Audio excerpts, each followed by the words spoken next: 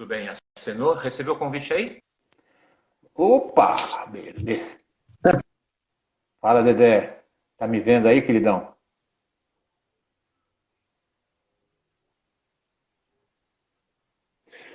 Fala. Lógico, essa tecnologia também, querido, também.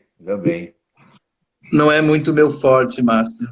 Não tem problema, a gente vai aprendendo também, vai aprendendo, Eu vai sou das aprendendo. antigas. Eu já dei, eu já dei muita bola fora também, cara. Fica tranquilo. É, E mas você? eu insisto. Eu não sou de Ah, desistir, Márcio. Eu fiz uma live dessas também com a Fabrícia, que você conhece sim, muito bem, nossa colega enfermeira, e sim. foi o mesmo. A loucura. Foi o mesmo. Teve Mas que um bom você amigo. estar bem. Oi? Você também. Teve um amigo meu que falou que na nossa foto, né? A gente era irmão gêmeos. Falei, deve ser aquele irmão gêmeo, o Schwarzenegger e o Danny DeVito, né? E eu, o Dele pequenininho, sou eu. É, e eu não Eu sou vi tão que forte tem aí. quando. Hã? Pode Eu não falar. sou, eu não sou tão forte como o Danny DeVito e você não tão baixo com. Não sou tão forte como o Schwarzenegger, nem você não tão baixo como o Danny DeVito, né? É, mas quanto tempo, né? Muito, muito tempo, muito tempo. A vida faz a gente correr atrás, né? Sim, sim, sim. Eu acho E que você? uma característica que nos uniu, né, no passado e que a gente mantém vivo é Hum, a questão da resiliência, né? sim, Por mais que as coisas pareçam não dar certo, não ter um horizonte, a gente hum, sorria e encontrava uma colina. lógico, lógico, sempre, né? Sempre. E eu acho que foi muito legal. Eu sempre falo para todo mundo que eu tive com você grandes aprendizagens, não só educacionais, metodológicas, como de vida, né? De experiência sua de vida, a minha de vida. A Sim, gente trocou verdade. muita coisa boa, né? Não foram só É, coisas boas que foi, passaram na nossa vida, passaram muita coisa é, ruim também, mas eu acho que passamos. foi um momento dentro da instituição na qual nós nos encontrávamos, que era um momento em que era muito profícuo essas relações. Eu lembro de Sim, ter trabalhado com você em dupla, numa disciplina de epidemiologia. Meu sim, Deus do céu, como aquilo foi gratificante para mim, hum, porque nós temos visões diferentes sobre isso, sobre esse sim, processo da relação, né, do educador e do aluno, que foi muito rica, né? A forma como a gente chamava atenção, a forma como a gente pedia silêncio, ou a forma como a sim, gente ganhava atenção, ela era múltipla e diferente para nós dois, e sim, para mim foi um dos grandes aprendizados. Eu digo que eu não era nenhum especialista em epidemiologia, e eu hum, aprendi a dar aula de epidemiologia com você e com o Oswaldo, o falecido professor Oswaldo da farmácia, e sim, também dei aula junto com ele, e uma outra pessoa, a Rita Carlucci. Foram sim, três companheiros que dividiram a sala de aula, a própria experiência sim. de ser professor em dupla já era desafiante, É, mas muito bom. Eu queria mesmo lembrar que foi um momento dentro da instituição na qual a gente se encontrava, que foi muito produtivo para as relações pessoais. E isso se sim. perdeu, assim, na maior parte do tempo que eu estou lá, Hum, essas relações foram, acho que as próprias condições sociais do trabalho, a sim, forma como o trabalho foi pensado, sobretudo na área de educação, elas foram, elas foram tirando essas possibilidades, Márcio. sim. E essa é uma coisa que entristece muito a gente, que a gente pegou numa época tão fértil de fazer tudo que a gente Muito. queria bem, mesmo que não desse certo, a gente já tentava fazer, e fizemos muita coisa legal, né? Tanto que eu acho Nossa. que daquela geração toda, muita gente boa florou, não só como professor, mas como aluno também. E é muito. Hoje eu tenho alunos que foram nossos alunos daquela época, que Sim, são meus colegas de trabalho, sim. são meus colegas. Eu costumo brincar Ah, com os alunos, hoje eu falo com eles assim: o professor tem que tratar muito bem os alunos, porque um dia ele pode ser seu chefe. E exato, eu tenho exatamente. orgulho de ter pelo menos 2 ou 3 ex-alunos que foram meus chefes, né? Sei. O Barnabé foi um deles, o Anderson Barnabé, Sim, né? O sim. Bergman, tem a professora da nutrição, né? A professora Marina Zambrano. É muito legal isso. Sim, e é engraçado que quando eu tive uma vez que eu fui sofrer uma intervenção cirúrgica, né? Quando a enfermeira entrou no meu quarto, eu não sabia quem eu era. Ela olhou e falou: professor, o que que eu posso fazer pelo senhor agora? Eu falei: agora me Sim, trata bem, que eu, do jeito que eu te tratei. Eu falei: então eu vou tratar bem. E aí ficamos conversando sim. horas no hospital e ela me. Obviamente, rimos muito, né? E as pessoas falam: por que esses dois riem tanto? Porque a relação era de proximidade boa, né? A proximidade saudável entre as pessoas, né? Tem uma coisa que é muito curioso, porque todo esse processo que nós estamos vivendo da pandemia de Covid-19, né, de forma global, e não Sim, é uma experiência exclusiva brasileira, sim, traz à tona e nos coloca em xeque diante daquilo que, ao meu ver, parecia quase naturalizado, que era o mundo virtual. sim, Nos falarmos pelo mundo virtual, trabalhar pelo mundo virtual, divertir pelo mundo virtual, cultura e lazer, como música, teatro, cinema. sim, A experiência virtual, ela vinha já desde o começo do século XXI, então, desde os anos de 2001, mas ela passou por uma década em que ela foi, né? Quer dizer, tudo era muito rápido. Eu ainda estava aprendendo a usar o Orkut e já hum, estava o povo com Face, Instagram e outras coisas que eu ainda estou aprendendo a usar. E imagino sim, que você não correr logo, na próxima década eu vou ficar para trás de novo sem saber usar o que vem por aí. A pandemia colocou para nós, para a experiência humana, essa questão em xeque. sim, A gente sim. agora está tendo que viver por conta da pandemia numa vibração interior completa virtual. Hum, A gente queria era se abraçar. Eu sou pequenininho, o Márcio do Alibe é grandão. Às vezes eu chegava na escola meio desanimado, bastava hum, um abraço, o corpo dele é maior, quando ele me apertava no peito, bastava isso e sorrir, sim. você sentia um acolhimento, uma energia legal. O mundo da pandemia é um mundo em que isso não é possível hoje. Eu estou trabalhando já há quase um ano e meio, praticamente, trabalhando via remota, dando Sim, aula remota, né, e tal. E para mim, coloca em xeque de que essa experiência, que para nós parecia tão naturalizada, Facebook, WhatsApp, né, rede, blog, Twitter, YouTube, Netflix, não sei o que, tudo isso.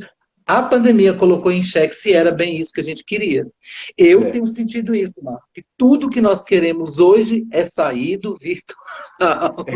Pior que é mesmo, né? Quando É, tudo caminhava para parecer que é, era sem volta, que não tinha saída. e pior assim, que algumas vezes eu me pego assim, sentado, tomando um café no meio da praça, sabe? Batendo um papo com um amigo meu, que muitas vezes fala: cadê esse cara? Cadê essa pessoa, né? Então é muito doido, né, pensar assim. Como é que você está enfrentando Primeiro, a pandemia, a gente sabe como é que é, né? Não tem jeito. Mas enfrentar, como é que a gente vê o mundo inteiro, claro, o Brasil tem as suas particularidades, o mundo inteiro rediscutindo, né, falando, contaminando. Por exemplo, eu parei de assistir 90% da televisão de programa noticiário. Eu estava me sentindo mal, porque era só notícia ruim, Sim, notícia ruim, notícia ruim, notícia ruim. Isso falando, gente, eu não vou aguentar, eu, não sei, eu vou pirar, né? Morte, morte, morte, morte, morte. Então, todos aqueles hormônios do bom estavam indo para o mal, estava me sentindo mal. Como é que você sente isso com você? então, antes de tocar nesse ponto, eu estou aqui, estou lendo ali que escreveram Sim, e manda vi bala. que um dos meninos entrou e perguntou, mas estão falando do quê? Eu vou pedir a licença para o Márcio. Para mim, o nome da live que o Márcio cria já é autoexplicativo, é um papo fora do eixo. Sim, E, na verdade, quando alguém pergunta, mas qual é o tema da live? O tema é estar fora do eixo. E sim, quando, na verdade, você suscita a conotação de que é um papo fora do eixo, é que, na verdade, existem mais eixos possíveis do que se imagina. Falar, por exemplo, de reencontro, da sim, vida. da possibilidade da vida na pandemia, né? Então, eu acabei dando uma pincelada numa ideia minha mais sociológica, Lógico. que era quando eu estava pensando que o mundo caminhava para o mundo virtual, sem possibilidade de volta, eu olhava para essa meninada com quem a gente trabalhava na escola, como professor universitário, e eu pensava, meu Deus, o que será de nós? Vai ser o nosso fim. Porque foi caminhando um pouco devagar. Primeiro apareceram, né, a questão das metodologias ativas, que foi impondo cada vez mais gravação de aulas, conteúdos gravados, a ideia da escola à distância, dos conteúdos à distância e tal, tal. A pandemia veio, ao meu ver, para deflagrar uma revolução filosófica, né, contrária a tudo isso. Acho que veio mostrar um pouco para a gente que agora nós estamos vivendo quase que exclusivamente no virtual, trabalhamos em casa, no que todo mundo costuma chamar de home office, né? Eu diria que é homework para o trabalho, para não ir para as empresas e não aglomerar, as aulas em módulo remoto, as nossas falas, atividades, videochamadas. Então, e tudo o que nós queremos agora é sair do virtual. Sim. Não sei se eu fui claro. Eu sentia que o mundo caminhava para essa geração, a geração depois da geração Y, né, que era essa perspectiva de que o mundo seria daqui para frente todo virtual, Sim. todo touch. Né? E que a pandemia veio mostrar que não é bem por aí, que há uma parte de nós que não abre mão da energia, do cheiro do outro, do sentido do riso, Sim. né? Essa perspectiva para mim foi muito legal. E aí eu estava, Pegar, a né? gente estava De pegar, né, as pessoas, né? sim, Apalpar as sim, pessoas. essa perspectiva do toque, que já foi mostrado por doutores da área de enfermagem com relação ao que eles chamam de toque terapêutico, Sim. sabe? Eu acho que essa pandemia trouxe essa perspectiva para uma questão mais filosófica.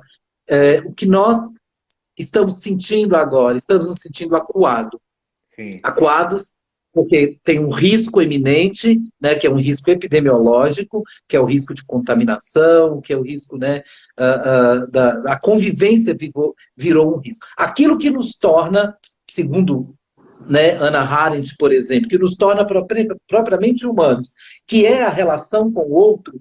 Hannah Arendt é uma filósofa alemã que ela afirma que nós não existimos senão na presença do outro.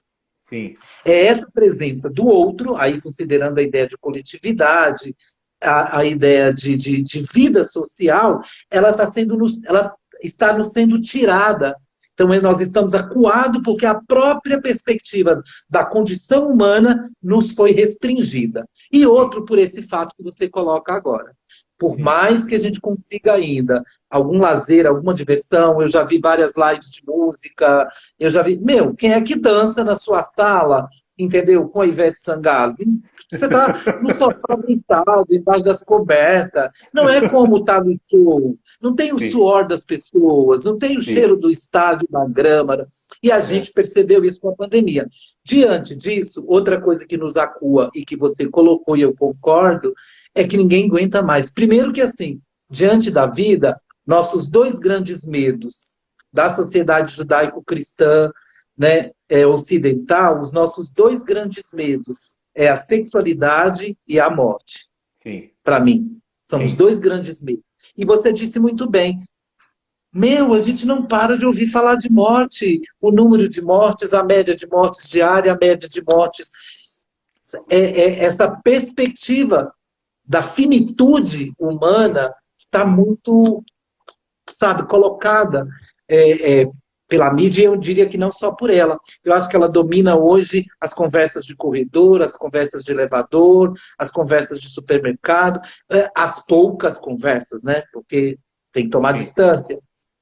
E a iminência da morte, eu acho que trouxe uma perspectiva muito grande para nós, e cruel muitas vezes, assim. Eu me sinto, às vezes, estressado, às vezes eu me sinto deprimido, aquela depressão minha, né, Márcio? Você me conhece. Sim, Eu sou tão de boa, que até minha depressão,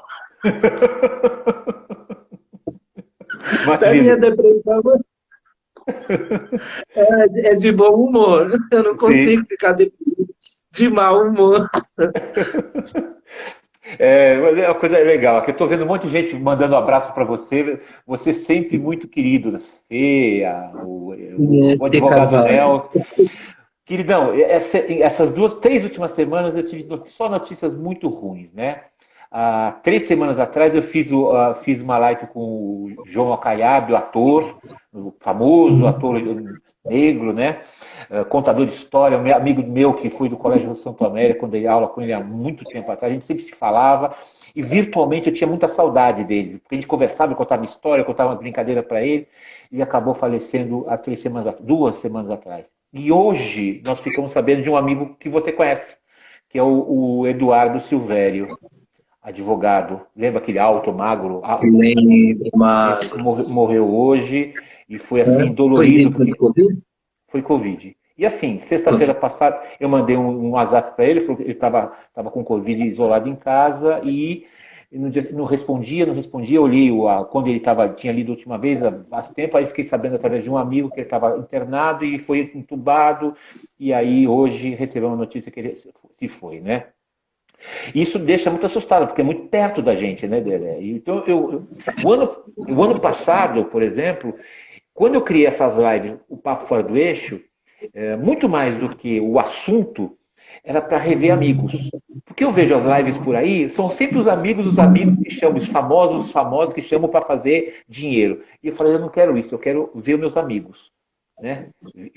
Saber como eles estão sentindo, como é que de repente eles passam uma coisa boa, né? E a gente sabe muito bem que só os amigos falam as coisas boas pra gente, muitas vezes coisas duras, né? É verdade. E você disse de uma coisa agora muito interessante, que é o sentimento de saudade. Eu acho que o sentimento de... Dizem, não sei, acho que isso é um pouco mito, que a palavra saudade só existe na língua portuguesa. Pode Sei. até ser que, do ponto de vista linguístico, semântico, só existe a palavra saudade na língua portuguesa, mas o sentimento existe em todas as línguas, em todas as culturas. Sim. E eu percebo que, mais uma vez, voltando a essa ideia de o mundo foi ficando tão tecnologizado que a saudade foi sendo ressignificada. Quando você sentia saudade de alguém, você percebia se ela estava online, que hora ela estava online, você sabia que tá vivo, né? O Sim, WhatsApp, sim. ela viu pela última vez, tal hora. A pandemia trouxe novamente esse ressignificado de saudade, mas saudade como necessidade de estar perto, necessidade de ver, sabe, as pessoas que de fato significaram para a sua vida. Curioso, muito curioso, como você propôs isso, coincidiu a data por conta que eu dou aula em outros dias.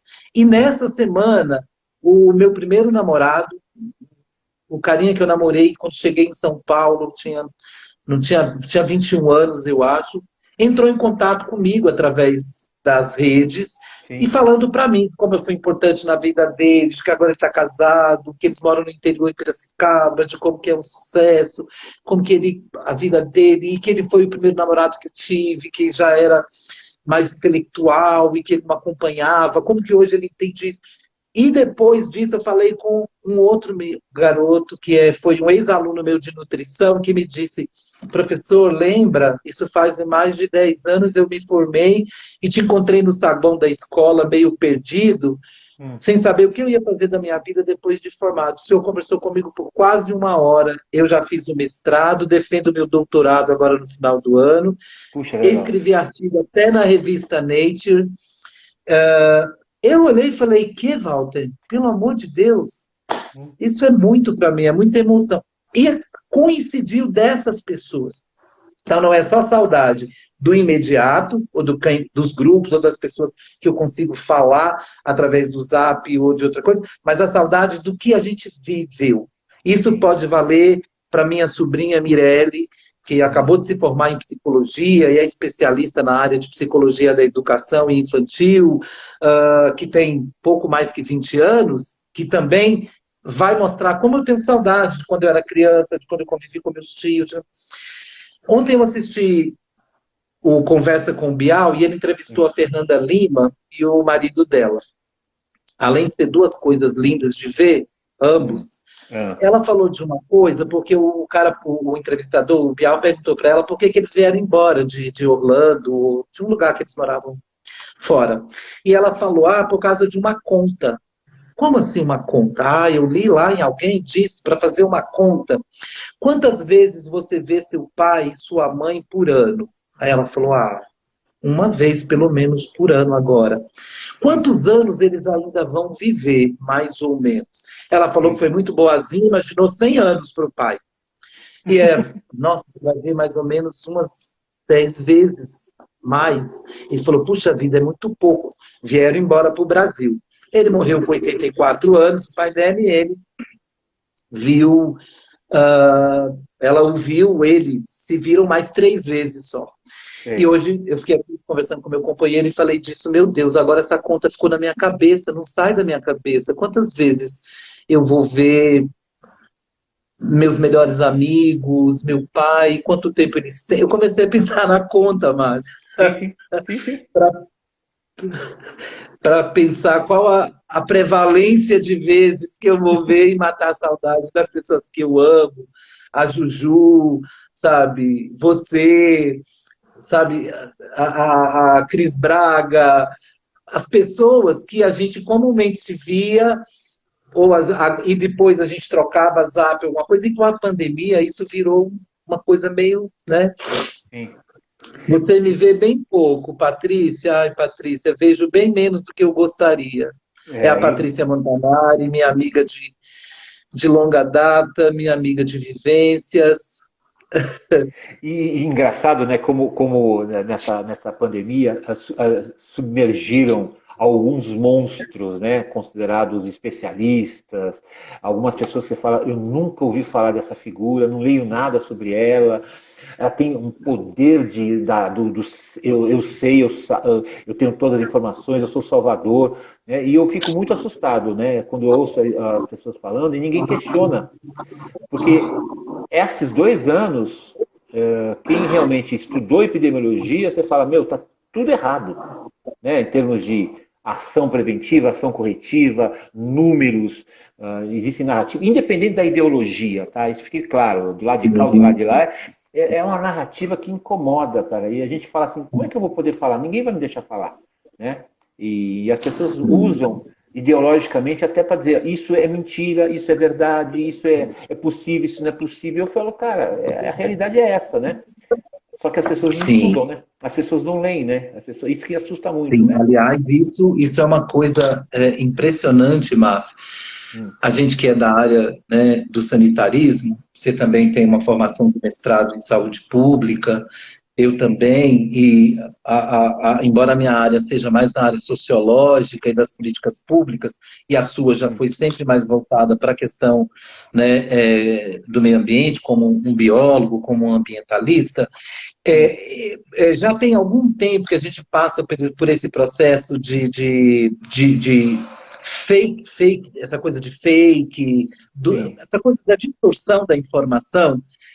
E eu sempre via, mas via a partir do pressuposto político, de quem defendia um ou outro, isso ou aquilo e tal, e eu não entro muito nesse jogo, né? Eu passei de 2018 para cá inteiro sem perder amigos no Facebook, sem me discordar com parentes, sabe? Assim, foi.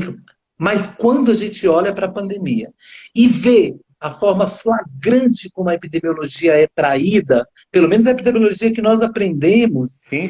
sabe? Poxa, eu tive aulas com Oswaldo Foratini, meu Deus do céu. Não é possível, sabe? Não é possível que eu não posso jogar isso no lixo, sabe? É um negócio complicado para a gente, porque a realidade da pandemia, quando eu vi a questão epidemiológica, aí eu percebi o que é fake de verdade, porque tem umas falácias Sim, em relação à epidemiologia que eu falo, meu Deus, de onde essa pessoa tirou isso? sim, Isso não é possível. sim, Né? E exato. com autoridades é bem complicado. E acho que, inclusive sobre isso, a pandemia nos coloca num lugar de pertencimento para pensar os saberes. Sim. Tem um sociólogo português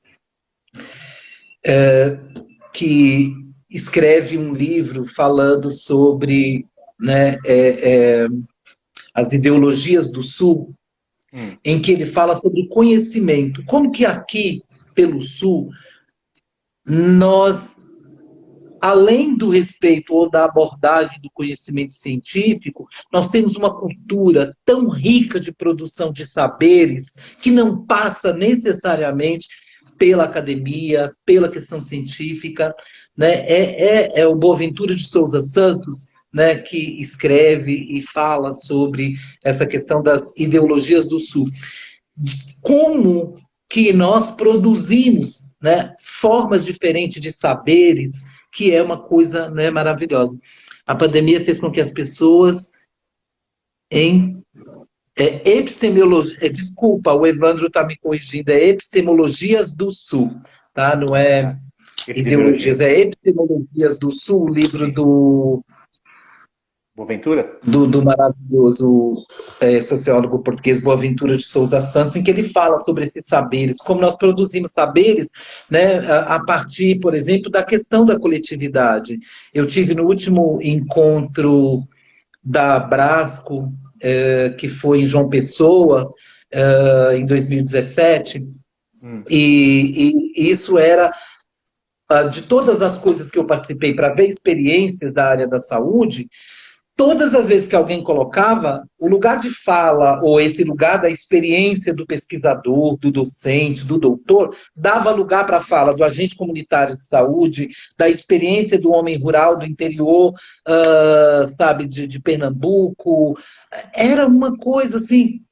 E a pandemia tá trazendo para a gente essa perspectiva de ouvir mais o outro, seja nas redes, seja como for, para a gente estar podendo se encontrar, para sim. buscar respostas, né? O que a gente faz durante a pandemia para sobreviver a ela, né? Passa por esse lugar de ouvir, que não é só essa fala sensível da academia ou da ciência. Eu acho que isso tem faltado um pouco em quem está abordando a epidemia, seja do ponto de vista epidemiológico, seja do ponto de vista sociológico, seja do ponto de vista demográfico, especialistas demais, né, para um lugar, para um espaço em que a fala desse outro, né, é muito importante, assim. Como estão fazendo populações quilombolas, populações indígenas, populações ribeirinhas, né, a população LGBTQIA+, a população encarcerada, né, como essas comunidades humanas, né, estão sobrevivendo, fazendo, né, para se tocar, para se falar nesse mundo virtual. Por exemplo, eu tive uma experiência uns 3 anos atrás, 3 ou 4 anos atrás, eu dar aula para os agentes de saúde de Itaquera, né? Uhum. E justamente porque eles tinham lá fazer a formação de agente de saúde para poderem terem, vamos dizer assim, se tornar efetivos na prefeitura. Geraldo, eu nunca tive uma aula, as aulas de saúde pública minha não foram tão ricas quanto com aqueles caras de lá, que eram periféricos, né? Em São Paulo, em Aê Carvalho, a Itaquera, a região distante da gente, né? Da realidade da gente. E quanta coisa eles ensinaram, né? Sobre alguns itens que eu não imaginava. Eu me sentia até envergonhado. E eu aprendi com eles, falar, me explica. Não, mas o senhor é professor? Não, não, explica para mim, porque eu quero ir aprender, porque você está me ensinando uma coisa fabulosa, né? Que é justamente um Sim. mundo que não existe aqui na Moca, no Ipiranga, na Vila Mariana, né? No centro da cidade, assim por diante. Que é muito diferente, né? E eu falo assim para que eu sinto falta, que foi um curso de 3, 4 meses que eu tinha que dar para ele de formação, que eu saí mais bem formado do que eles, porque enriqueceu tanto a mim quanto a eles. Claro, a gente trocou muita figurinha, trocou muita experiência, né? mas acima de tudo foi essa discussão. E eu vejo hoje, né, as pessoas falando com a soberba do conhecimento, eu sei tudo, né? Eu sei tudo. A gente não sabe nada, né? E é engraçado como escancarou, eu acho que o grande lance dessa pandemia é que escancarou a questão da saúde nossa, a questão da educação nossa, né? A questão do básico, que é a higiene, né? Básico, é a higiene, sabe? É uma coisa absurda, né? Que é lavar as mãos. Márcio, alguém está nos acompanhando que é agente de saúde, disse, Sim. isso é a pura verdade, aprendemos juntos. Você está vendo o nome? Maurício Micheli. Não, eu não conheço. Maurício Micheli. Não conheço. É verdade, Maurício. Eu acompanhei alunos de medicina dentro das unidades básicas de saúde por algum tempo. E era fantástico como as visitas domiciliares com os agentes comunitários, que não são profissionais de saúde, portanto, não são pessoas que têm que obrigatoriamente ter formação técnica ou de graduação na área da saúde, né? Os agentes comunitários são, sobretudo, intermediários entre a comunidade no território, né, e os serviços, e a rede de serviços disponível. Como que a leitura, né, que eles fazem é muito fantástica. Não, é nutricionista Michele. Desculpa, Michele. Eu vi lá escrito, achei que era Maurício. Além de tudo, não estou enxergando bem também. Daqueles tempos, olha quem entrou na minha vida aqui, ó. Olha quem entrou na minha vida. Márcio, pede para o professor Ideraldo falar sobre o preconceito e a pandemia. Quem que é? Advogado Nelson. O Nelson. Falar sobre você conhece o Nelson? Do Ideraldo. Sim, lembro. E ele pediu para falar sobre... Preconceito você nem sabe o que é, né? Nunca ouviu falar preconceito. Eu acho que a pandemia, né, colocou uma perspectiva para todos nós, para a humanidade, de repensar essa questão mais filosófica sobre a vida de modo geral. Sim. Nós caminhávamos para esse encarceramento do mundo virtual e a pandemia mostrou para a gente que não é bem isso que a gente gostaria. Sim.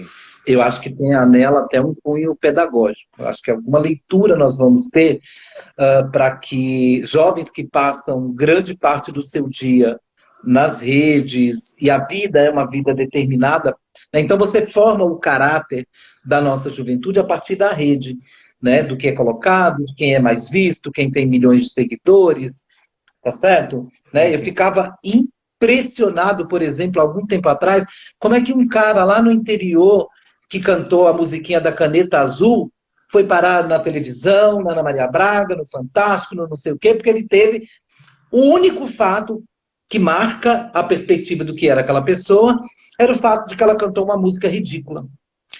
Ninguém sabe até hoje o que ele faz, o que ele vive, como é a família dele, quais relações, né? Assim, só que ele teve 2 bilhões, 2 milhões, sei lá, Vínhamos caminhando para isso. Desse ponto de vista, e ainda dentro dessa perspectiva mais filosófica, mais geral, a gente acabou descobrindo que não é bem isso. E eu acho que o Márcio colocou, e agora eu estou conseguindo associar melhor, a morte que a gente vê todos os dias, a morte que nos oprime nos números, nas falas, nos telejornais, entendeu? É a morte que a gente vislumbra pelo mundo virtual. Como se a gente morresse para a realidade social e nascesse para essa realidade virtual, em que daqui a pouco a gente vai ter grandes paredes de telas, como aqueles filmes futuristas, em que você toca e vira para lá, vira para cá, quero ir no supermercado, vem para cá. Arrasta para lá, agora eu quero, né, sexo, vou arrastar para cá, arrasta para lá, faz toque de transmissão, sabe aquelas coisas de filmes do século XXV, do século... Então, a gente se viu com a pandemia diante dessa perspectiva, essa é uma questão mais geral.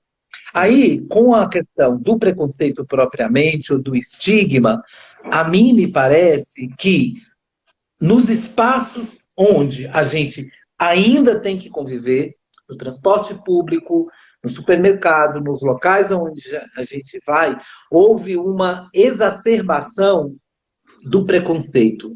Porque o preconceito racial, o preconceito da diversidade sexual, né, o preconceito de classe, de pobre, de rico, de classe média, ele agora, diante da pandemia, ele se reforça como ele aparece na forma do perigo.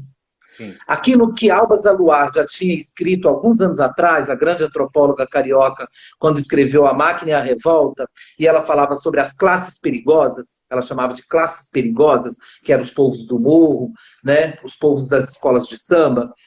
Isso agora, para mim, isso é uma avaliação, é uma inferência muito pessoal, Sim. de que eu percebo nos poucos lugares que eu ainda frequento e que sejam lugares, né, de socialização, como meio de transporte ou um supermercado, por exemplo, de que ele foi ressignificado, foi pensado do risco de ter a Covid-19. Pretos, bichas, mulheres e pessoas pobres significam um risco maior de ter a Covid. Sim, sim. Diante disso, tá? E, a princípio, aquilo que era xingamento, né, e às vezes até uma violência física e uma violência, ela agora tomou uma perspectiva de uma violência psicológica muito maior que se passa pelos olhares, pelos trejeitos e pelo afastar, né? Sentir alguém que está vindo na mesma direção com o carrinho, olhar para você, um homem negro, e virar o carrinho em qualquer instante, em qualquer alameda do supermercado, como se fosse algo desesperado. Você perceber isso naquela pessoa, Sim. sabe? Eu já percebi isso, assim. Eu estava com meu companheiro e entra no corredor, vai no outro corredor, será que aqui tem tal coisa que a gente está procurando, e ali tem outro e tal? E mais de uma vez eu vi senhoras que estava vindo na direção e vira rapidamente para algum lugar do tipo... E, quero longe daqui, né? Eu acho que isso é uma... Sim, isso, acho que é uma inferência. Não dá para afirmar de fato se ali tinha, né, de fato é a sensação. Eu acho que criou em todos nós uma sensação, uma guerra de nervos, em que a experiência humana, né, que ela era mais de confronto, né, passar mesmo, olhar e não gostar. Tem uma coisa simples, que é a questão de ser fumante. Sim. Tá certo? Com a grande campanha, aliás, uma campanha maravilhosa, conseguimos fazer com que pelo menos metade da juventude que poderia ser fumante hoje não é, por conta dessa pressão que as políticas fizeram. Sou fumante, mas defendo todas as políticas de combate ao tabaco e ao tabagismo como uma política de saúde pública. Antes, se eu passasse na rua, a pessoa ela falava na cara mesmo, fazia assim... na minha frente. Com a pandemia, esse preconceito ficou velado e uma guerra psicológica maior.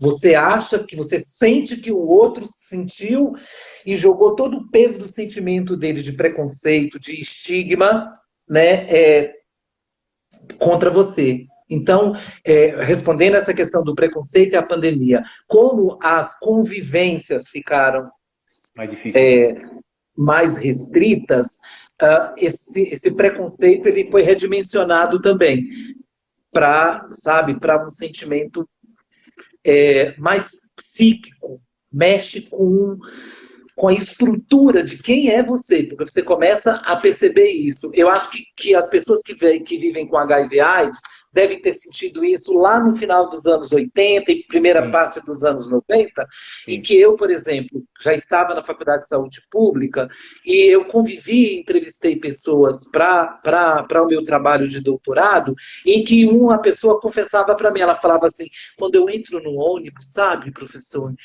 eu tento sentar no lugar que ninguém vai sentar do meu lado, para proteger a pessoa. Eu falei, meu Deus, como? Proteger do quê? Sentar do lado da mão. Mas foi um momento que a gente também era cheio de dúvidas, a ciência não tinha todas as respostas, né? Foi um momento complexo. E eu penso muito nisso. Assim, vejo que o preconceito agora é o preconceito mais velado, mais psicológico, embora por conta mesmo da própria atividade virtual, a gente tem visto crescer nas mídias, né, as reações preconceituosas de feminicídio, racismo, né, LGBT, que a mais fobia, essa perspectiva tem sido... Porque é um espaço virtual, então você não tem que enfrentar o outro olho no olho, né? Basta ir lá e xingar a pessoa pelo Facebook, basta ir lá e, né, e ofender as pessoas de alguma maneira e não sai. Não sei, Nelson, se era isso exatamente que você pensava de ouvir, mas, e vou deixar a provocação para o Márcio também completar, que eu tenho sentido que o preconceito mudou de canal da violência racista, homofóbica, machista, física, psicológica, do ponto de vista de fazer atos, né, de reprovação, para um espaço mais psíquico, assim, mais fazer parecer para outra pessoa que ela não é bem-vinda. O perigo está rondando, né, o homem preto, a bicha, a travesti, né, diante da pandemia, ela significa que ela é um risco dobrado. Além de ser um preto ou uma bicha, ainda essa pessoa pode me produzir mais risco de Covid do que outra coisa. O que eu sinto, por exemplo, assim, eu digo muito de experiência própria, né? Eu sou um filho de um libanês e que uma série de outras raças e outras culturas e outras etnias meu pai não gostava, né? O exemplo na hora que eu falo eram os judeus. O cara é judeu e para ele não prestava. Quando eu comecei a estudar no Colégio Rio Branco, que era um colégio onde convivia todo mundo, convivia branco, preto, né, sei lá, e talvez os bichas enrustidos naquela época, né, criança ainda, muito, vamos dizer assim, né, e eu trouxe uma vez uma amiga minha, né, Berger, que era uma judia, e para estudar, era uma amiga, eu estudava com ela, me ensinava umas coisas, ensinava umas coisas para ela. Aí meu pai não sabia que era, eu não falei para ela, e eu falava para ela, não fala que meu pai é super preconceituoso nessa parte. Claro, e outros preconceitos vieram com o meu pai, né? Assim, não com culpa dele, porque ele também tinha se educado para isso, né? Eu olho os meus filhos hoje completamente diferentes, porque a gente passou outros valores a eles e tem outras relações mais harmoniosas com muita coisa. E engraçado, quando eu falei para ele, ela é judia? Meu pai falou, nossa, até que é uma boa pessoa. Apesar de ser judia, né? E isso que é muito legal, quer dizer, nós estamos. Não é um processo do dia para a noite acabar o preconceito. A gente fala, tem que acabar o preconceito. Não é do dia para a noite. Mas assim, vinha seguindo uma evolução, nós estamos num período de intersecção onde alguns preconceitos estavam acabando. Eu confesso disso, muitos preconceitos estavam acabando. Por quê? Você está convivendo. Olha, não tenho a menor dúvida que muita gente que era preconceituoso com o Ideraldo, que era ou é um cara assumidíssimo no que ele faz e com as relações que ele tem, as pessoas olhavam o Ideraldo não como a bicha, né, mas como um cara amigo, que tinha lá outros caminhos, não eram os mesmos. Verdade. Isso era muito... Com 2 anos, todo mundo se trancou, ficou todo mundo apavorado com tudo, então qualquer motivo para apontar o dedo para você, eu vou apontar, sabe? Você é isso, você é aquilo, foi o pobre, foi o negro, foi isso, foi aquilo que fez causar essa pandemia. Do mesmo jeito que quando apareceu a AIDS, qual era o grande apontar o dedo? Tá vendo? O Vaticano criou esse vírus para matar os homossexuais, fazer uma limpeza no planeta. Você lembra disso também? Que foi uma discussão. As teorias persecutórias, né, da época da AIDS, que sobrecaíam sobre homens gays, né, ocidentais, era impressionante, assim, as teorias mirabolantes de onde veio. Da mesma maneira, na pandemia, né, as histórias falaciosas sobre ela. Márcio, deixa eu só falar aqui, então. A professora Ana Ferreira escreveu. O Nelson disse que a resposta estava maravilhosa. A bateria dele acabou, eu acho, de alguma forma. Tá? Sim. A humanidade, frente a essa pandemia, mostra que somos capazes de fazer coisas incríveis se cooperarmos mais pelos motivos certos. É verdade. Eu acho que, né, essa é uma perspectiva. Mas o Márcio levantou um ponto super curioso e legal, que aborda essa questão de que nós vínhamos num crescente né, assim, num crescente de produção de relação com a vida, que fazia com que os preconceitos fossem diminuindo e que esse entendimento fosse incorporado, né, em todas as instâncias da vida, no trabalho, na escola, nas relações, né, e aí a pandemia coloca Broxada. 4 paredes em volta disso. A palavra verdade. certa é broxada, né? Dá uma broxada em quase que tudo que acontece, estava acontecendo de E aí legal, né? volta a sua fala lá do início, Márcio. Que triste que para essas 4 paredes que nos fecham, a janela para a vida muitas vezes é a televisão, e ela tem desestimulado a vida, Sim. porque ela tem reforçado o caráter da morte, né? Tem uma coisa sobre essa questão, quando a gente aborda em epidemiologia a questão de risco, né? O quanto é o risco. Tudo tem um risco. Sim. Aí eu lembrava para os alunos, quando os alunos falavam, professor, mas é perigoso, mas é arriscado. Eu falei, Guimarães Rosa afirmou, viver é perigoso. Entenda-se bem de que para viver é preciso correr esse risco. A vida vale o risco. E acho que eu sinto, diante disso, que a televisão e a forma como pais e mães, e também nós, nos relacionamos com ela, o quanto a gente assiste e o quê, e a forma como a gente depois, né, recebe essas informações, precisa ser trabalhado. Isso precisa ser, sabe, pensado. O que nós fazemos com todas essas informações ou não fazemos, né? Às vezes eu percebo, por exemplo, quando eu cheguei em São Paulo, a inflação era muito alta, o dólar subia muito, isso, gente, quase 40 anos atrás. Sim. Então a gente acordava todos os dias e a maior preocupação nossa era saber qual foi a inflação e qual foi o dólar. Se o dólar subiu, se a inflação subiu. E percebo que nesse momento da pandemia, tem muita gente que a primeira coisa da manhã é perceber qual foi a curva, né? Como é que foi a média móvel de casos e de mortes para saber se está subindo, se está descendo, assim. Isso é muito angustiante, entendeu? Não faça isso com você mesmo. Não é. E isso que o jornalismo, de forma geral, tenho um monte de amigos jornalistas, gente que eu gosto muito, mas jornalismo da televisão, por motivos variados, e aí eu não quero discutir isso também, que eu acho que é pobre demais, né? Eles fazem questão de falar isso. Então você imagina, se a gente que tem um conhecimento, alguma coisa maior na cabeça, sabemos, nós estamos tendo problemas de entendimento, imagina quem não tem essa situação. Ou porque não vê, então para ele tanto faz, e quando vê, ele tem certeza que ele vai abrir a porta, vai encontrar o vírus passeando na porta dele e vai matá-lo. Isso é assustador, né? Isso não me deixa assustado muitas vezes. Eu dou um desconto para os jornalistas e as jornalistas individualmente, porque eu acredito que nas grandes redes de comunicação, nada se faz que não seja produzido por uma editorial. Sim. Tá? A gente não tem hoje na televisão brasileira, pelo menos do meu ponto de vista, nenhum programa jornalístico, nenhuma linha editorial de jornalismo em que o jornalista âncora, ou que está ali na frente, tem autonomia de pautar o assunto que ele quiser ou de fazer os comentários que ele quiser.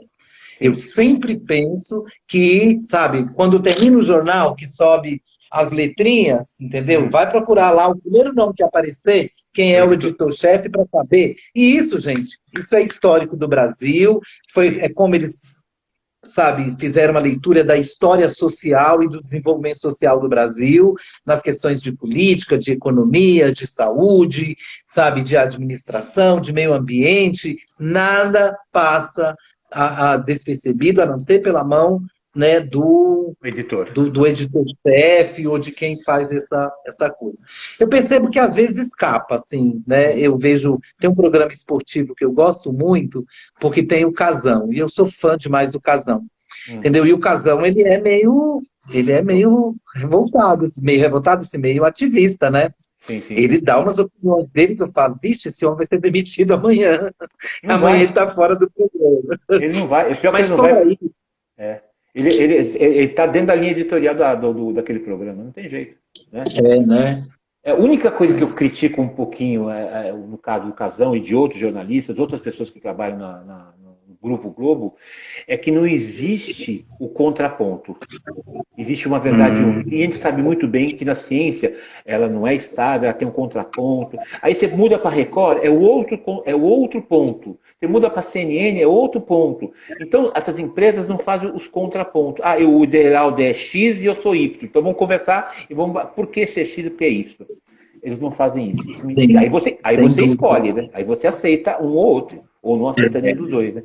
Então, nessas vezes, o que me incomoda é não ter o contraponto. Aí vem uma pergunta. Não sei se você acompanha o YouTube, né? Vai em algum programa, algum personagem do YouTube. E você vê que alguns jornalistas, algumas pessoas de lá, estão fazendo algumas coisas mais legais. Não todas, tem muita porcaria também, né? Mas coisas mais legais que mostram os contrapontos, né? Que a gente acaba discutindo, né? Sabe que no YouTube, Márcio, eu acabo me prendendo mais. As coisas que mais me prendem no YouTube são as coisas de humor, sabe? Sim, lógico. É curioso. Para mim, a referência do meu. A minha referência com o YouTube é mais de humor. Assim, tudo que for palhaçada. Tá, mas uma palhaçada também organizada, não é qualquer palhaçada. Também não gosto de coisa muito que caminha para o vulgar ou que não tem um sentido. Mas, por exemplo, tem um pessoal que chama deboche astral. Ah, eu vi, já vi.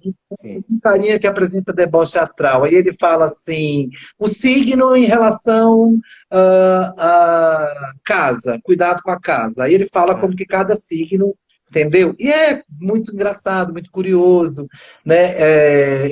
Tem coisas que eu gosto de ver, assim, mas que é dicas também, além de humor, que eu gosto muito de ver, é que dá dicas de como fazer plantas em casa, como cultivar plantas em casa, tal. É o menino lá do Rio que faz como fazer planta em apartamento ou em casa para quem tem um quintal, um pequeno quintal.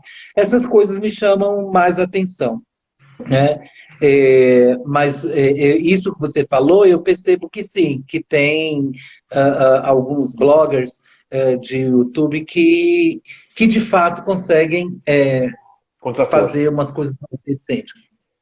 Tem a professora Ana Ferreira, acho que é tua amiga, né? Ela pergunta, e o André Trigueiro, que é aquele jornalista da Globo News, o que você acha dele? Eu tenho uma opinião sobre ele, eu quero ouvir a sua. Você conhece Quem André que Trigueiro? André Trigueiro. Ele normalmente fala questões ambientais. Você nunca ouviu André ele? Trigueiro? Nunca ouviu. Ela está perguntando aqui. Deixa eu falar para a professora Ana Ferreira, né? Ana, no meu ponto de vista, ele falava muitas questões ambientais muito interessantes, né? Eu perdi o respeito um pouco por ele quando, naquele acidente de Brumadinho, né? Naquele acidente de Brumadinho, ele falou assim, os auditores teriam que denunciar ao governo que aconteceria aquele acidente. Aí eu falei, gente, o cara não conhece o que é auditoria. Auditoria é assim, alguém me contrata como auditor, eu vou lá, falo, olha, tá assim, a situação tá boa, a situação tá ruim, você precisa corrigir isso, corrigir aquilo, e a empresa, né? É mais ou menos que nem o padre, você vai no padre e fala para ele, olha, seu padre, eu pequei. Qual foi o seu pecado? Pequei isso, isso e aquilo. Teoricamente o padre não vai falar. Existe uma relação de confidencialidade, né? Que nem o médico, que nem uma série de coisas. E ele falou que o auditor tem que fazer isso. Mas, gente, ele não é fiscal. Então eu falei, gente, eu até perguntei para ele, você sabe o que é auditoria? Né? Você sabe o que é o consultor? O consultor põe o dedo na ferida de um problema. O auditor vai lá e fala, é assim que está e é assim que se resolve. Se a empresa não resolveu e você escreveu aquilo no papel, você está isento da responsabilidade. Eu não posso sair daqui e falar, olha, o Ideraldo está com a caneta quebrada. Eu não posso fazer isso. Mas, Ideraldo, sua caneta está quebrada, você tem que corrigir. Entendeu? Então eu perdi muito respeito por ele, infelizmente é uma coisa engraçada. Aí eu comecei a ter um pouco de birra, falei, deixa eu parar de ouvir para não brigar comigo mesmo, né? Era uma coisa que ele começava a falar coisa desse jeito. A gente tem que tomar muito cuidado com isso. Né? Por exemplo, no início da pandemia, as pessoas falando que o vírus era um organismo vivo. Gente, aula número 1 de biologia do primeiro colegial. O vírus não é um organismo vivo.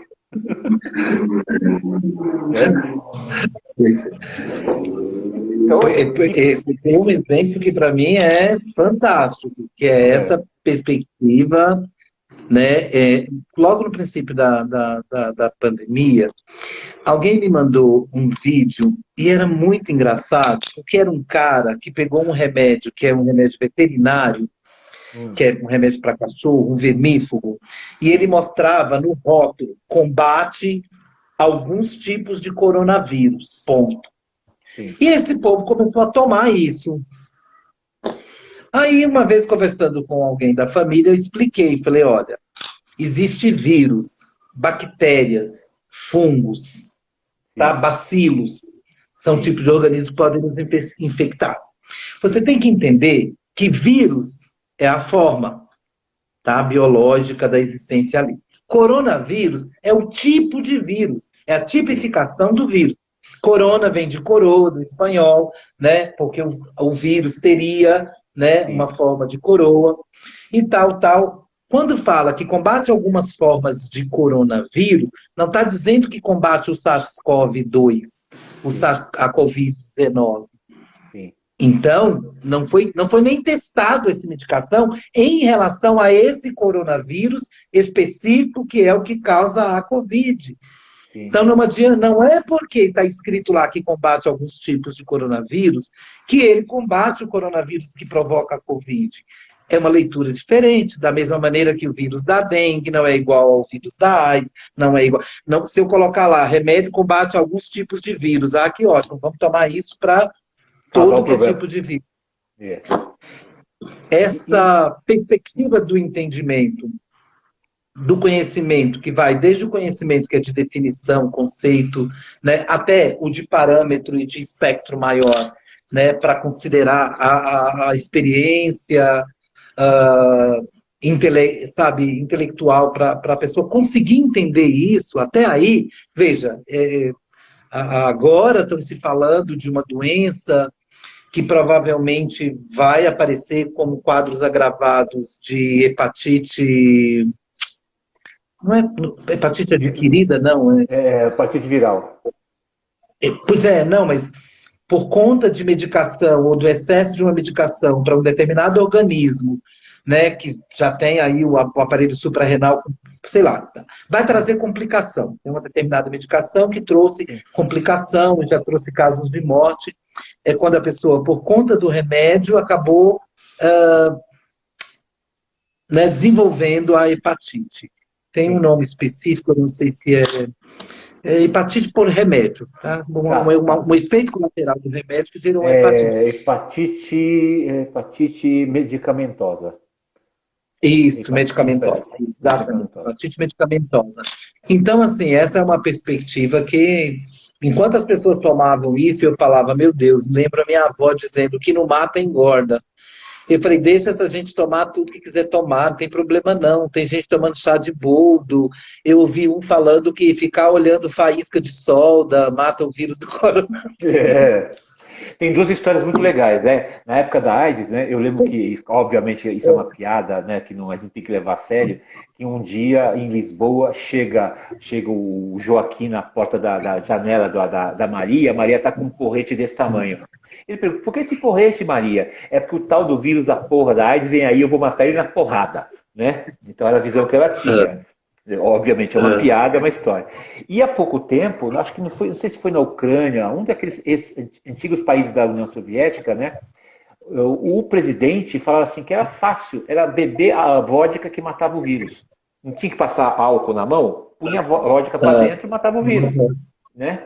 E, obviamente, isso é um problema sério, que as pessoas falam coisas e as pessoas acreditam, né, cara? Então, parece louco pensar, mas é verdade, as pessoas acreditam. Principalmente quando alguém, teoricamente, acima de você, você fala, é isso, então vamos lá, vamos fazer.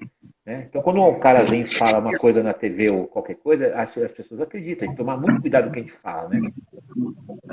Acho que esse vai ser um dos grandes desafios para o mundo, não é nem só para a experiência brasileira, para o mundo pós-pandemia de Covid, que vai ser a experiência pedagógica, a experiência da educação. como nós produzimos tudo isso que está aí. E não só em relação à pandemia, mas uma questão que já era anterior a ela e que estava crescendo no mundo, que são os negacionistas, né? Eu fico pensando como nós produzimos esse tipo de coisa. Eu já ouvi do meu pai antes, que ele falava: o problema do mundo é que as pessoas inteligentes são muito cheias de dúvidas. E as pessoas ignorantes são muito absolutas sobre suas verdades. E isso acho que vai ser um grande desafio. Como nós produzimos, né, esse cenário que nós vivemos hoje, que é essa questão de acreditar na mentira, tratar uma inverdade ou uma coisa falsa como absoluta ou verdadeira, que foi possível por conta das questões aí das redes sociais, né? Sim. É claro que por trás disso tem um fundamentalismo, não só um fundamentalismo religioso, mas eu acho que um fundamentalismo filosófico que passa pelas relações sociais, econômicas, políticas e também religiosas, de acreditar cegamente nas coisas, pautar a sua vida, né, por essas perspectivas dessa falsa ilusão de mundo, que é acreditar. Quando eu ouvi essa história lá, né, que se você ficar olhando para um ponto de solda, alguém está soldando alguma coisa, você ficar olhando, mata o vírus. Eu queria estudar isso, assim, conversar com essa pessoa, para eu entender qual foi o processo, qual foi o caminho possível da certeza de alguém sobre uma coisa que, ao meu ver, parece muito absurda. Aquela história dos saberes, entendeu? Como é que isso foi possível? Como que chegou até aqui? Poxa, nós, na nossa área, Márcio, quantas vezes nós trabalhamos em sala de aula a desconstrução de mitos, que manga com leite faz mal, tomar banho depois de comer enrola a língua, a menina menstruada não pode lavar a cabeça, se não sobe para a cabeça ela fica louca. Sabe de onde vieram essas coisas todas? E aquilo que você disse, não só do preconceito, mas todas essas questões, a gente vinha já crescendo de discuti-las, eliminar. Quantos livros existem dentro da área da saúde que fala sobre mitos e verdades na nutrição, mitos e verdades na biologia, mitos e verdades na educação física? É quase beabá, né? Para ensinar as pessoas assim, gente, cuidado. Entendeu? Não é tiroide, é tireoide. Entendeu? Fica em tal lugar, não é em tal lugar. E tentando popularizar esse conhecimento e trazer essa discussão para a vida pessoal, para a vida diária das pessoas. Leite com manga não faz mal, amor. Faz bem. Pode bater manga com leite, vitamina. Entendeu? Tomar banho, né, depois de comer, não enrola a língua, nem faz mal. Tem um risco, aliás, em relação a banho de imersão, banho, né, de imersão de longa distância, porque a gente vinha nessa construção, eu acho. Na pandemia, aflorou uma quantidade de interpretações descabidas sobre a vida, que parece que a gente retrocedeu ao século XIV, ao século XV, sabe? Daqui a pouco vai ter questão do sabá novamente, assim, sabe? A gente vai estar sendo queimado em fogueiras. Por que dois homens na nossa idade, com barba branca, né, tá discutindo esse tipo de coisa, falando dessas coisas, entendeu? Isso é coisa, sabe, maluca, que tem que ser queimada na fogueira. Eu vejo duas coisas interessantes. Eu vou responder uma pergunta rapidinho aqui da Ana, de novo. Tá. A Ana perguntou se a gente se conheceu na Uninove. A gente trabalhou quase 9, 10 anos juntos. Né? Eu estava evitando de falar. Isso faz tempo que a gente não se vê, mas nós trabalhamos 10 anos juntos e fizemos a mesma escola de pós-graduação. Isso é importante saber. Eu confesso que eu aprendi muito com o Ideraldo, acho que o Ideraldo aprendeu muito comigo, certas coisas que... Com certeza. Né? E a outra, assim, o grupo de WhatsApp, o fofoca de antigamente, o rádio peão, era tudo a mesma coisa. Tem uma pessoa que fala assim, que a gente acredita. Tanto que a Jéssica, né? A Jéssica, fofoca, fake news, tudo isso já sempre existiu com outro nome e de outro jeito. Agora é mais rápido. A gente só sabe uma coisa. Se vem do Ideraldo, se vem de mim, ou se vem uma pessoa... A gente lê e vai pesquisar. Quando vem de uma pessoa desconhecida, eu esqueço e nem dou atenção. Porque esse é o que eu tenho feito, só rio. Eu só acho graça. Mas eu ignoro. Exatamente. Quando vem de uma pessoa que fala, não, essa pessoa é inteligente, eu posso até questioná-la. Não, mas você acha que é isso, será que é aquilo? Então é muito complicado. Bom, mas você estava falando dessa coisa de conhecimento, né, de negacionistas, do terraplanista, desse pessoal todo. Eu digo uma coisa para você, Geraldo. Eu acho que a nossa escola, e não falo universidade, a nossa escola, a escola de ensino médio, ela tem que se repensar. Porque hoje ela só é uma escola boa que quem coloca a gente na faculdade. E hoje entrar na faculdade é muito mais fácil do que parece. Entrar é fácil, o duro é sair. Né? Entrar é muito fácil hoje, em qualquer escola. Ah, mas a USP é mais fácil do que nosso tempo. Porque nós só tínhamos a USP para entrar, a PUC, e olhe lá, GV e vai lá. Hoje não, qualquer escola você pode entrar e com maior facilidade. Pagou, vamos embora, né? Infelizmente, né? E quando você aperta o aluno fala, professor, não é assim não, a coisa não é assim, eu estou te pagando, né? Sim. Estou te pagando, isso é complicado, né? Mas assim, e isso, escola... Márcio, e isso não significa necessariamente que tenha uma má formação. O que eu sinto e o que eu falo muito para os meus alunos é que em outro tempo tinha um compromisso institucional com a formação de todos, ou do maior número possível. Sim. Hoje, a responsabilidade sobre a formação é muito maior do próprio aluno. Sim. Então, eu vejo que, desde a época que nós trabalhamos juntos, quem for malandro, 171, vai se formar, cara, tranquilamente. É isso que você queria? É isso que você vai ter, meu amor. Sim. Agora, no mesmo lugar, e com as mesmas ferramentas, e com os mesmos professores, eu tenho colegas que já são meus colegas, você deve ter também. Sim, eu tenho alunos dos quais eu me orgulho muito. Sim. Eu tenho alunos que já foram além de mim, no tempo agora deles e tal. Então, eu vejo isso com essa perspectiva. Me dói às vezes. Porque se no tempo que nós trabalhamos juntos, essa proporção era quase de 6 a 4, Sim. 6 melhores e 4 fazendo o que quisessem, o que eu tenho sentido é que está invertendo esse jogo e a gente está quase perdendo de 7-1 para que nem na Alemanha, sabe? Assim. Imagino.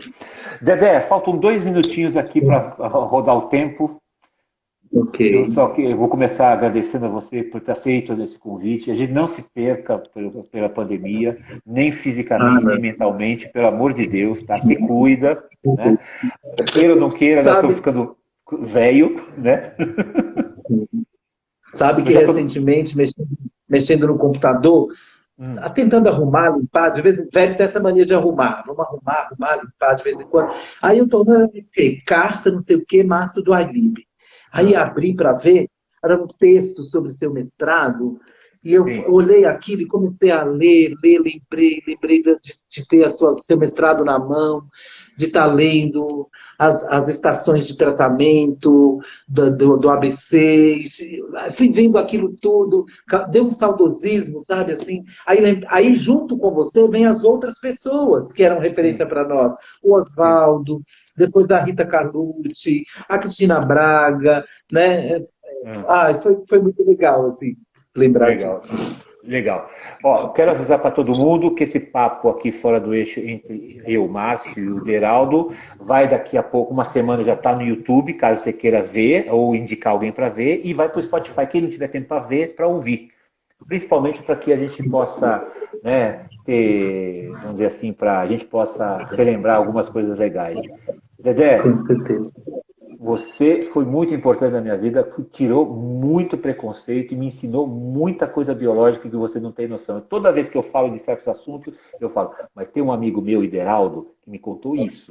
Não, ele contou, não é o João da esquina, ele me contou, tá bom? Fica bem, te cuida, não trabalha tanto, cria uma rotina e eu tenho certeza que você vai bem, tá? Fica tranquilo. Ok, Tá bom? Márcio.